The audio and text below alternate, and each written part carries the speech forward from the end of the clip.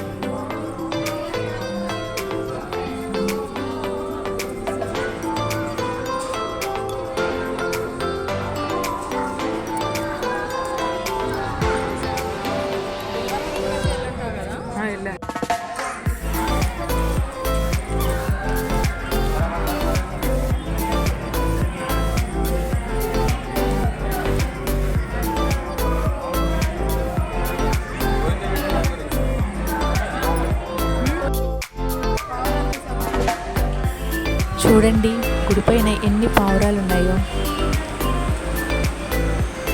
మాకైతే వీడియో అలా తీయాలనిపించిందండి. చాలా సంతోషంగా ఉంది.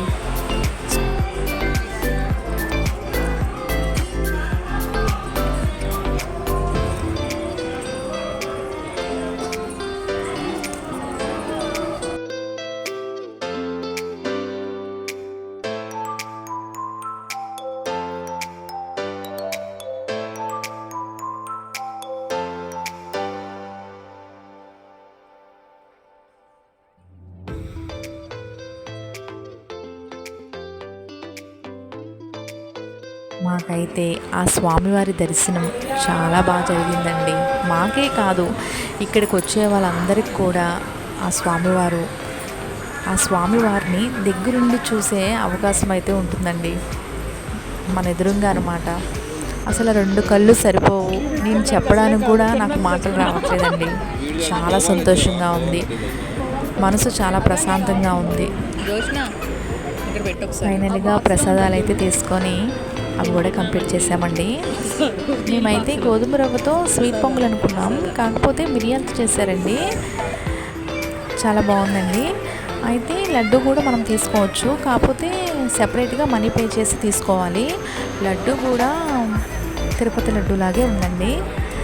ఇక్కడైతే నాకైతే తిరుపతి వచ్చిన ఫీలింగ్ అయితే వచ్చిందండి.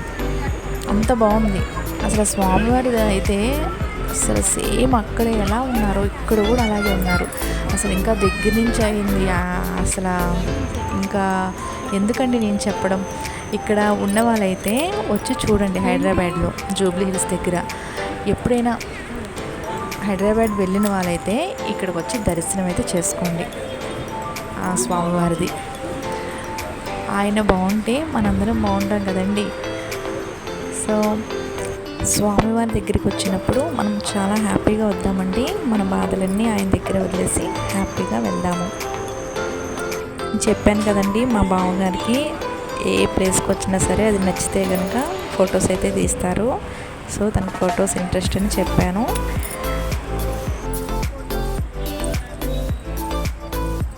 లైఫ్లో ఏదొచ్చినా సరే తట్టుకునే శక్తిని ఇవ్వమని ముందు ఆ భగవంతుని కోరుకోవాలి.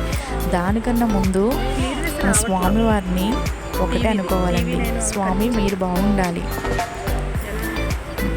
మమ్మల్ని అందరినీ కూడా చల్లగా చూడాలి, మీరు బాగుంటేనే మేము అని ఒక మంచి మాట, ఆయనకు ఆనందంగా కలిగించే ఒక మాట ఆయన దగ్గర మనం చెప్పుకొని మనం వస్తే చాలండి.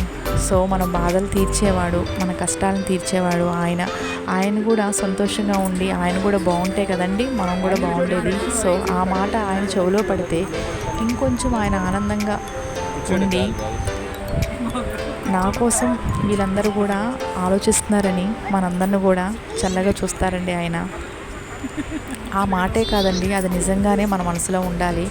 ఓకేనండి, ఆ స్వామివారి అనుగ్రహం అందరి మీద ఉండాలని స్వామివారు మనం బాగుండాలని మనస్ఫూర్తిగా కోరుకుంటూ బాయ్ బాయ్ అండి.